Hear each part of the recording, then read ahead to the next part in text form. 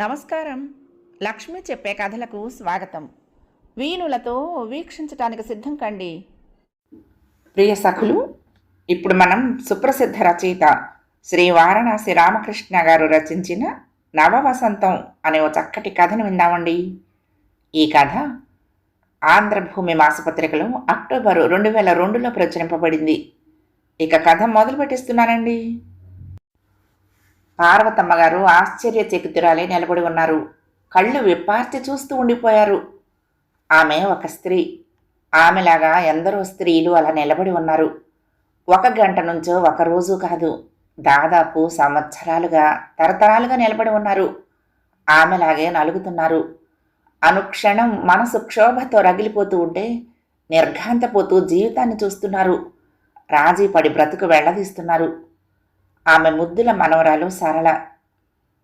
ఆ రోజు ఉదయం, సరళ, ఓ సరళ! కిచెన్లో కాఫీ కలుపుతున్న సరళ వరండాలో నుంచి భర్త పెట్టిన కేక విని, వస్తున్నానండి అంటూ కాఫీ తీసుకువెళ్ళిచ్చింది. కాఫీ తాగేసి అతను గూట్లో నుంచి పాలిష్ డబ్బా, బ్రష్ తీసి ఆగిపోయాడు. ఏమైంది, పాలిష్ అయిపోయిందా? సరళ అడిగింది. అంటూ సుధీర్ చిన్నగా మూలిగి, పాలిష్ అయిపోయింది, కొత్త డబ్బా తెచ్చుకోండి కాస్త నాకు చెప్పొచ్చు కదా విసుగ్గా అన్నాడు. సరళ ఆశ్చర్యంగా చూస్తూ, నేనా? మీ పాలిష్ అయిపోయిందని నాకేం తెలుసు చిన్నగా అంది. అట్లా ప్రతిదీ తెలుసుకోకపోతే జీవితాంతం ఏదీ తెలీదు. నీకేం ఉద్యోగం సద్యోగం లేదుగా. తీరుబాటుగా ఇంట్లో ఉన్నప్పుడు కాస్త ఇట్లాంటివి గమనిస్తే తెలుస్తాయి మరింత చిరాగ్గా చెప్పి షూ వేసుకుని బ్రష్ చేత్తో పట్టుకుని దగ్గరగా వచ్చి, అయినా ఓ పని చేస్తే పోలా వ్యంగ్యంగా నవ్వుతూ అన్నాడు. సరళ అర్థం కానట్టు చూసింది. అతను బ్రష్ని ఆమె చేతి మీద రాస్తూ, ఇట్లా 10 మాటలు బ్రష్ని నీ ఒంటికేసి రుద్దితే నీ ఒంటి నల్ల రంగంతా దీనికి అంటుతుంది. దాంతో షూ పాలిష్ అని చక్కా చేసుకోవచ్చు నవ్వుతూ అనేసి బ్రష్ని గూట్లో విసిరేసి చక్కా పోయాడు. ముళ్ళ కంచీతో హృదయం మీద కొట్టినట్లయింది సరళకి. అతను అన్న మాటలకి హృదయం బరువై అలాగే అక్కడే చాలాసేపు నిలబడిపోయింది. సుధీర్కి పెద్దగా చదువు అవ్వలేదు. ఇంటర్మీడియట్ తర్వాత జులాయిగా తిరుగుతూ ఉంటే దూరపు బంధువు అయిన సరళ తండ్రి చేరదీశాడు. చేస్తున్న వ్యాపారంలో పని కల్పించాడు. కొన్నేళ్ల తర్వాత సుధీర్కి సరళను పెళ్లి చేసుకుంటే బాగుంటుందన్న ఆలోచన వచ్చింది. ఇండైరెక్ట్గా తన అభిప్రాయాన్ని సరళ తండ్రికి చెప్తే ఆయన సంతోషంగా ఒప్పుకుని పెళ్లి చేశాడు. జీతం పెంచటమే కాక వ్యాపారంలో వాటా ఏర్పాటు చేశాడు. ఉన్న ఊళ్ళోనే ఓ ఇల్లు కొనిపెట్టాడు. ఇద్దరూ అక్కడే సంసారం ప్రారంభించారు. పెళ్ళై 3 నెలలు కూడా అవలేదు. పెళ్ళైన మొదటి రోజు నుంచి ఏదో ఒకటి వ్యంగ్యంగా పొడుస్తున్నాడు. ఉన్నంతసేపు బాగానే ఉంటాడు, నవ్వుతూ మాట్లాడతాడు, సరదాలు సరసాలు చేస్తాడు. అయితే ఉన్నట్లుండి మాటల కొరడ జుళిపించి వెళ్ళిపోతాడు. పెళ్ళైన కొత్తల్లో సినిమా చూసొచ్చిన రాత్రి సరదాగా ఆమెతో, నువ్వు ఆ హీరోయిన్ రోజాలా నవ్వటం నేర్చుకో సరేనా అన్నాడు. ఆమె తెల్లబోయి చూసింది. అవును సరళ, రోజా నవ్వుతూ ఉంటే అద్భుతంగా ఉంది. చచ్చా, నేను అసలు తప్పు చేశాను అన్నాడు తల అడ్డంగా ఆడిస్తూ. ఆమె విస్తుపోతూ చూడగానే, అదేనే మొద్దు మొహమా, చక్కగా రోజాలా నవ్వే ఏ అమ్మాయినో చేసుకోకుండా తొందరపడి నిన్ను చేసుకున్నాను అంటూ నవ్వి అటు తిరిగి పడుకున్నాడు. తర్వాత మరొకసారి సరళ కట్టుకున్న చీర వంక చీదరగా చూస్తూ, అదెప్పుడు కొనుక్కున్నావు అడిగాడు. మొన్న మా అమ్మ వచ్చినప్పుడు తీసుకొచ్చింది సమాధానమిచ్చింది. మీ అమ్మకు అస్సలు టేస్ట్ లేదు, తెచ్చేదేదో కాస్త మంచి చీర తేవచ్చుగా. చిచ్చి ఈసడింపుగా అనేసి, అయినా నీ తెలివేమైంది, పక్కింట్లో ఉంటున్న విజయ్ చూడు, ఆవిడ భలే చీరలు కడుతుంది. అసలు ఆవిడ చీర కడితే ఎంత పొందిగ్గా ఉంటుందో మురిసి మొక్కలవుతూ అతను చెప్తూ ఉంటే సరళ భూమిలోకి కుంగిపోతున్నట్టు అనిపించింది. సరళ తండ్రికి ఈ సంగతులేమీ తెలియవు. అల్లుడంటే సదభిప్రాయం, గౌరవం. సుధీర్ రోజు వ్యాపార పనుల నిమిత్తం ఎక్కడెక్కడో తిరుగుతూ భార్యతో మాట్లాడటం కుదరటం లేదని కూతురి ఇంట్లో ఫోన్ పెట్టించాడు. సుధీర్కు సెల్ ఫోన్ కొనిచ్చాడు. ఒకరోజు సుధీర్ ఫోన్ చేసి, సరళ ఏం చేస్తున్నావు అడిగాడు. ఇప్పుడే మీ బట్టలు ఉతికి ఆరేశాను, ఇక స్నానం చేసి వంట చేయాలి. లంచ్కి ఇంటికి వస్తారా లేక ఆఫీస్కి క్యారియర్ పంపనా సంతోషంగా అడిగింది. నువ్వేమీ అట్లాంటి పనులు చేయొద్దు కానీ నీకు షీలాదేవి తెలుసా అడిగాడు. షీలాదేవా? ఎవరు? మా డాడీ ఆఫీస్లో స్టెనోనా? ఆవిడే. ఆవిడ డబుల్ ఎంఏ చేసిందన్న సంగతి ఇప్పుడే తెలిసింది. సరళ, నువ్వు కూడా ఆవిడలా డబుల్ ఎంఏ చేయకూడదు. భర్త ఫోన్లో అంటూ ఉంటే సరళ అమాంతం కళ్ళు తిరిగి, ఏమిటి, నేనా? డబుల్ ఎంఏనా? ఆశ్చర్యంగా అంది. అవును, నువ్వే. ఏంటలా ఆశ్చర్యపోతూ చెప్తున్నావు? అసలు ఇంట్లో బట్టలు ఉతుక్కుంటూ వంట చేసుకుంటూ ఎన్నాళ్ళు ఇంకా పాతకాలం పాపాయమ్మలా ఉండిపోతావు? చక్కగా ఎంఏలు చేసి నువ్వు కూడా ఆఫీసులో చేరితే బాగుంటుంది అన్నాడు. అతను అలా మాట్లాడుతుంటే ఏం చెప్పాలో అర్థం కాక సరళ మౌనం వహించింది. ఏమిటి మాట్లాడువు? అవునులే, నీ మొహానికి చదువు ఒక్కటే తక్కువ. అది మనకు అబ్బేది కాదులే, అంతా నా కర్మ. ఫోన్ బటన్ విసురుగా నొక్కాడు. అదే రోజు రాత్రి సుధీర్ ఇంటికొచ్చేసరికి సరళ పుస్తకాలకు అట్టలిస్తోంది. ఏమిటి పుస్తకాలన్నీ? ఆశ్చర్యంగా అడిగాడు. నావే, సగంలో ఆపేసిన బియ్య పుస్తకాలు నవ్వుతూ అంది సరళ. అంటే కొంపదీసి నువ్వు ఇప్పుడు బియ్య చదువుతావా? అదేమిటండి, ఫోన్లో మీరేగా చెప్పారు. పట్టుదలగా చదువుదామని అటక మీద ఉన్న పుస్తకాలన్నీ దింపాను ఆమె అంటూ ఉంటే సుధీర్ పగలబడి నవ్వాడు. సరళ, నేనేదో ఉబుసుపాక ఫోన్లో చెబితే తగుదనమ్మా అని చేసేస్తావా? భలేదానివే, కొట్టిపారేశాడు. ఆమె మాత్రం సీరియస్గానే చెప్పింది. నేను ప్రైవేట్గానైనా బిఏ చదువుతాను, ఎంఏ పూర్తి చేస్తాను అంది. ఏడుశావు, నాకు వండి వార్చి సరిగ్గా నన్ను చూసుకుంటే చాలు కరుగ్గా అన్నాడు. అదేమిటండి, మీరు చెప్పిన దగ్గర నుంచి నాకు పట్టుదల వచ్చి ఉత్సాహంగా ఉంటేను. చాలు చాలు, నీ ఉత్సాహాన్ని సంసారం చక్కదిద్దటానికి ఉపయోగించు. అయినా సరళ, నువ్వు ఇప్పుడు ఆ బిఏ కనుక పూర్తి చేస్తే నా సంగతి ఏమిటి? నేనేమో ఇంటర్మీడియట్, నువ్వేమో అప్పుడు గ్రాడ్యుయేట్వి, అమ్మో అన్నాడు.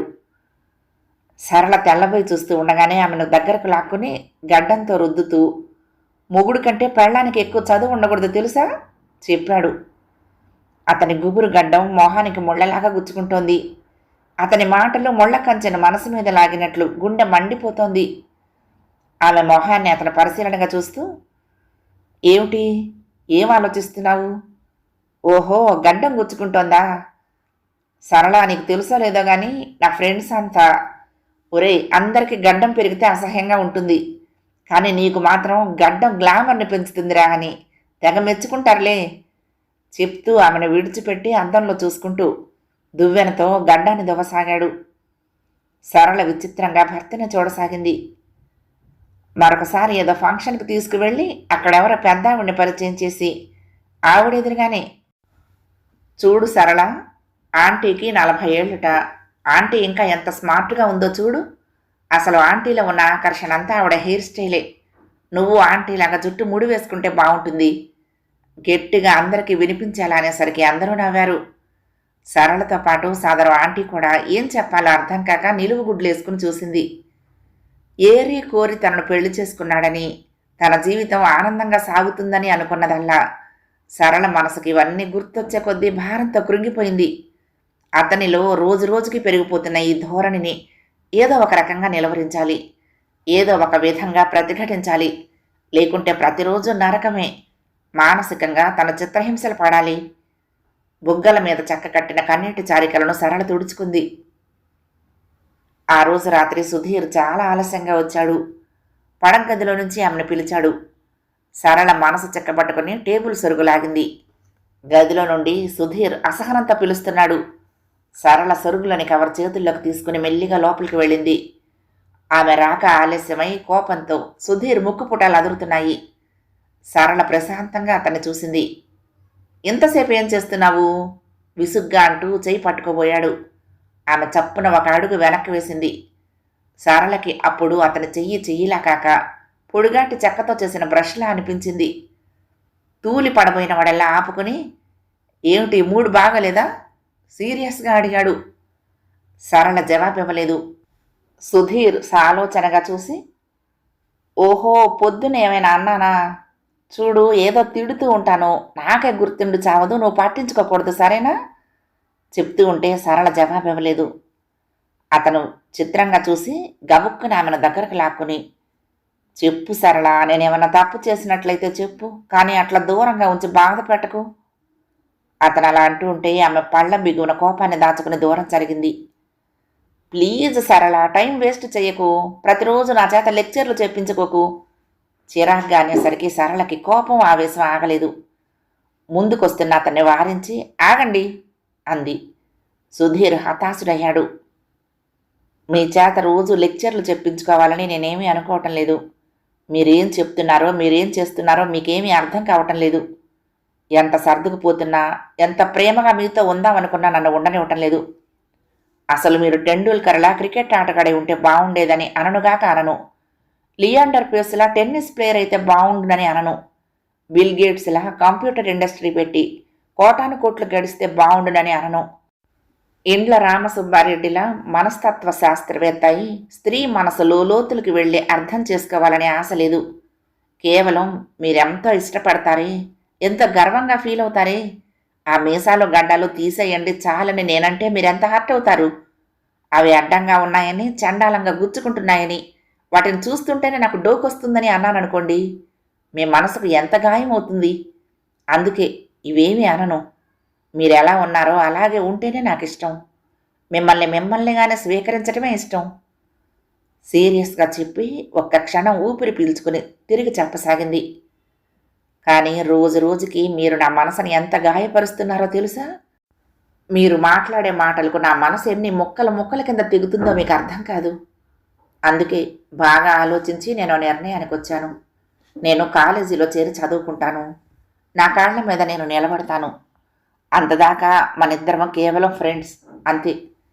ఒకవేళ మీరు నిజంగానే మీకు నేనంటే ఇష్టం లేకపోతే, నా ఒంటి నలుపు రంగు సరిగ్గా కనిపించక అప్పుడు తొందరపడి పెళ్లి చేసుకున్నానని ఫీల్ అవుతూ ఉంటే, ఇదిగోండి ఈ విడాకుల కాగితం మీద సంతకం పెట్టాను. మీకు నచ్చిన అమ్మాయిని పెళ్లి చేసుకుని హాయిగా ఉండండి అంటూ కాగితాలు చేతిలో పెట్టి, కానీ ఒక్కటి మాత్రం గుర్తుంచుకోండి, ఏ అమ్మాయి కూడా రోజాలా నవ్వలేదు, పక్కింటి ఆవిడలా చీర కట్టలేదు, ఆంటీలా జడ వేసుకోలేదు, షీలాదేవిలా డబుల్ ఎంఏ చేయలేదు. ఇన్ని లక్షణాలతో మీకు ఎర్రగా బుర్రగా సినిమా స్టార్లా ఉండే పెళ్ళాం కావాలి అంటే మీరు దాదాపు ఓ 20 మందికి తాళి కట్టాలి. అది కుదిరే పని కాదు.